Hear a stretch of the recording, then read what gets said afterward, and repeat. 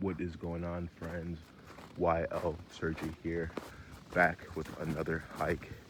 It is December the 5th, 2025. It's winter, as you can see. Got a bit of snow. Just wanted to check in and see how things are going with folks and let the message continue that you can never give up. You can never quit feeding into yourself, and realize there is always going to be a beast to feed, folks. There's always going to be a beast to feed. There's always going to be a tax to pay. There's always going to be expenses and other aspects to our life which drain our resources physically, mentally, and spiritually, emotionally. You understand? So a few tips I want to give today is how you can, acclimate to these kinds of realities. If the weight does increase, prices go up, we always have to be prepared for unexpected expenses, etc. What I'll definitely say here is you have to see the value in what you're doing and the project you're working on, and keep faith even in hard times that there is going to be more happiness not too far out. In my other video, I've talked about things going slow or the feeling of things not happening as we would like them to. And I experienced it applying for jobs that I wanted or I believed that I wanted, but they did not work out. And I'm able to say here, December 2025, ending this year, that it was for the better, and nobody really is above learning a lesson, whether it is the easy way or the hard way. There's going to be things that happen and place the knowledge into you, whether it be willingly or unwillingly. So I've had a situation where knowledge was placed into me, going through hardship, being in between jobs, working a job and not liking it, feeling frustrated, wanting more out of life, and wanting to fix problems, okay? There's always going to be a beast to feed. So when you're getting your paychecks, when you're getting your money, your salary, imagine we really are in terrible times, and it's more than necessary to keep just about as much money as you can. A lot of the times with folks, myself included, it's not the income, it's usually the spend to income ratio. And we have the power to change that. And over time, we'll get better and better at it and build a bigger savings and have less trouble in our soul. So there's always going to be a beast to feed, meaning there's always going to be somebody who wants theirs, and we can structure not just our life, but our financial life to make sure that we're paying ourselves each and every time, even if it's just $10. Something should go into the side account, which is dedicated to you and your happiness. And we have our moments where I've had moments where I was saving good and moments where I wasn't, times when I was shopping a lot, times when I wasn't, times when I was eating out a lot, times when I wasn't.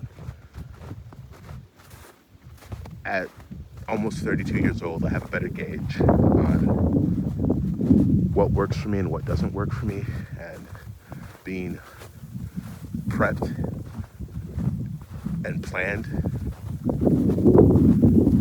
helps. You want to have some kind of preparations and understanding of what it is you're trying to do, where you can get the lowest priced groceries that meet your quality standards, making sure that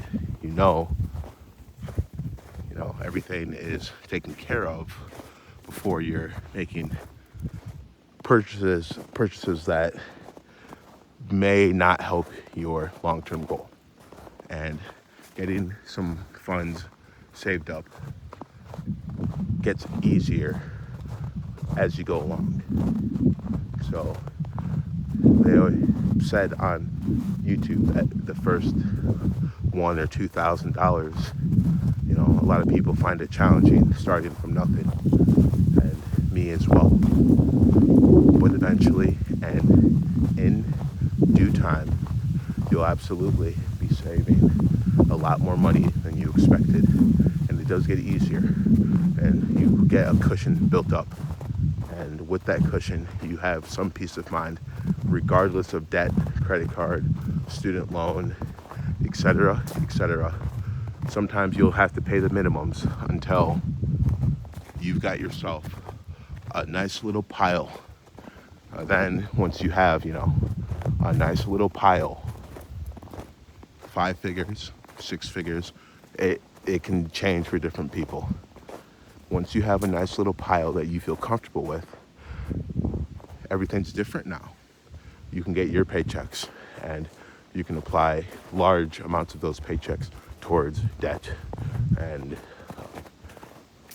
you're not losing it because you're getting rid of the debt, which is, freeing you from that obligation, but you've also already have your pile that you're comfortable with, that you can lean on. If you need to take some money out of it, you can do that. Then just plan that, the next pay period, you'll just fill it back, and you're right back on track. So there's always going to be a beast to feed. Feed the beast that is you, and just believe it can be done. I'm hearing a lot of folks, going through it on the internet, and I do see it. I see what people are being challenged with financially, and the increase of cost. Even a 5% increase in cost is significant, depending on how much you spend and how many people you're spending for. But, the families, the big families with quality standards, like many of the folks here in Wisconsin, people having to change grocery stores, and they have 2 vehicles, right? But people are thinking about, keeping one, driving the more fuel efficient one, or taking less trips, right? Eating out less. Looking at their expenses, their phone bills, their cable bill, their internet bill, etc. There's a lot of areas you can explore that will help you make progress towards getting these funds saved up and feeling better about where you're at, and knowing that you can do this. You can do this. It can be done. You're winning, debt or no debt, regardless of your debt level. If it's an insane weight of debt, you might have to get that knocked out first, okay? But, outside of that, yeah, we make our minimums, and they're substantial. They add up, but those really aren't going to change until you knock the debt out completely, depending on your schedule, etc., payment schedule. I recommend to people still put that money aside. Keep your wallet, keep your coin bank flush, regardless of what the debt is looking like. And you'll have more tools to be able to take care of the debt, be able to cover yourself during emergency or non-emergency, having money that you can put towards your happiness, etc. So just wanted to get out there today, folks, and say there's always going to be a beast to feed. are you feeding the right beast the right amount? And, think about this. It's something that I've had to think about. The ups and downs in life mostly are worth it. I felt a lot of frustration in the past months, and today I do feel like it was worth it, every bit of it, and back on track to hopefully do more of what I love and step outdoors and just be out here and encourage people. So that was all for today.